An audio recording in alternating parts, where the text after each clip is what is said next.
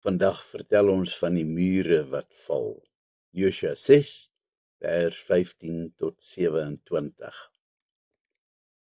Dis nog pikdonker die oggend van die 7de dag. Toe staan almal klaar op hulle plekke en rondtrippel. Hulle bewe eintlik van opgewondenheid, want vandag is die dag.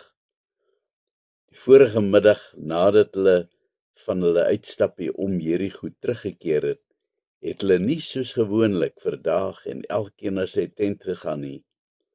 Josua het hulle laat sit, en toe begin hy verduidelik. Môre gaan dit baie anders wees as die vorige dae. Môre gaan dinge gebeur, wat almal se hare gaan laat regop staan, veral die mense van Jerigo se. Dan begin Josua vir hulle verduidelik wat hulle te doen staan. Tot vervelens toe word die strategie oor en oor verduidelik, sodat elkeen presies weet wat van hom verwag word. Op sy bevel alleen gaan hulle reageer. En as hy sê skreeu, dan moet hulle skreeu asof hulle lewens daarvan afhang. Dit moet bloedstollend wees. Hulle oefen 'n paar keer totdat Josua tevrede is dat dit die Jerigoïte sal laat dooi van pure vrees. Dan kry hulle opdrag om hulle wapens na te gaan, want wanneer hulle aanval, mag daar absoluut niks lewendig uit die stad kom nie. Nie eers 'n hoender nie. Daar's egter een enkele uitsondering. Die 2 spioene het mos vir die prostituut Rahab beloof dat sy niks sou oorkom nie. Die 2 manne kry nou opdrag om te sorg dat sy en haar mense veilig uit die stad kom. Die manne vandag baie opgewonde. Daai nag sou daar bitter min geslaap word. Wanneer die rooi dag breek, gee Josua die bevel om te beweeg. Presies dieselfde stoet kom somber in beweging en stap in doodse stilte om die stad. Die inwoners van Jerigo is dit teen hierdie tyd al gewoond, en as hulle sien dat dit net maar weer die ou roetine is, draai hulle om en gaan rustig aan met hulle dagtake. Maar dan kom die alarm. Vandag is dit anders. Hulle het gedraai om 'n tweede keer om die stad te loop. Die koning haas hom teen die trappies op tot bo op die muur, net betyds om te sien dat hulle nou al vir die 3de keer begin omloop. Wat maak hulle, wil hy weet? Wat beplan hulle beplan iets onheiligs. Wanneer hulle egter al die 6de keer hulle draai maak, verloor hy belangstelling, want hierdie klomp raak nou vervelig. Hy het hom skaars op sy gemakstoel in die paleis neergeplof, om rustig sy middagslaapie te geniet. Toe dit voel asof sy hare rys. Van buite die stad klink 'n bloedstollende geskreeu uit 40.000 kele, gemeng met 'n oorverdowende, onaardse gekla van ramshorings. Hy spring vervaard op, en dan hoor hy iets anders, wat hom so byna in sy sandale laat doodgaan. Die allerverskriklikste gerammel, amper asof daar duisende klippe begin val. Hy storm uit en dan val sy mond oop. Hy kan nie glo wat hy sien nie.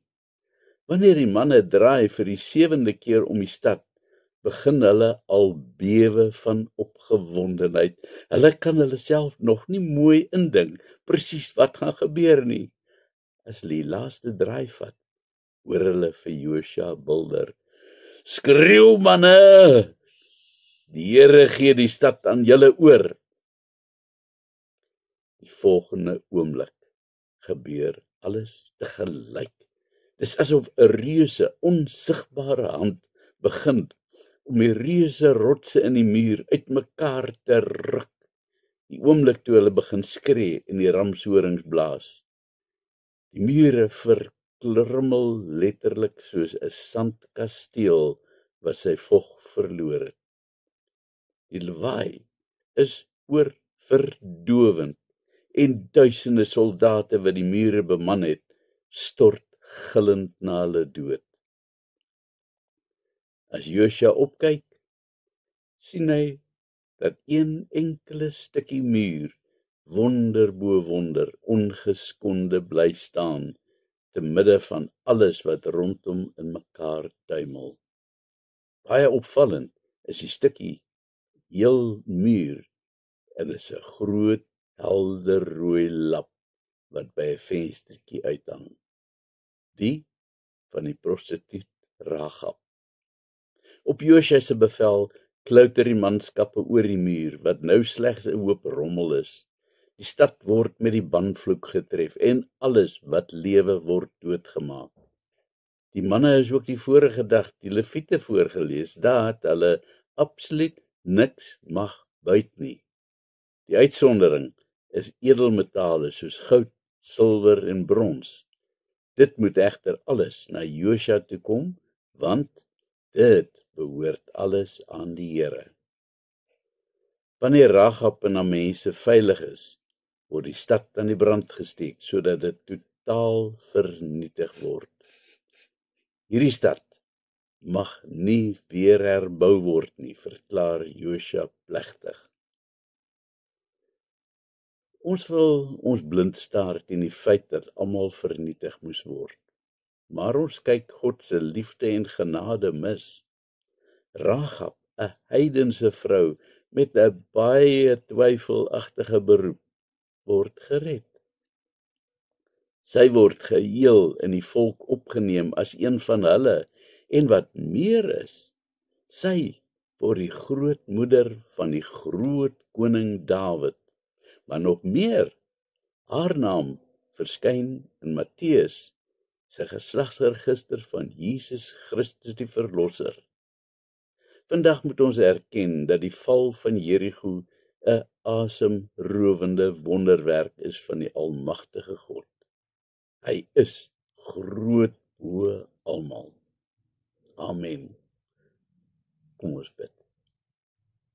Here, U is groot en almagtig. Ek staan verstom oor U almag en liefde. Amen.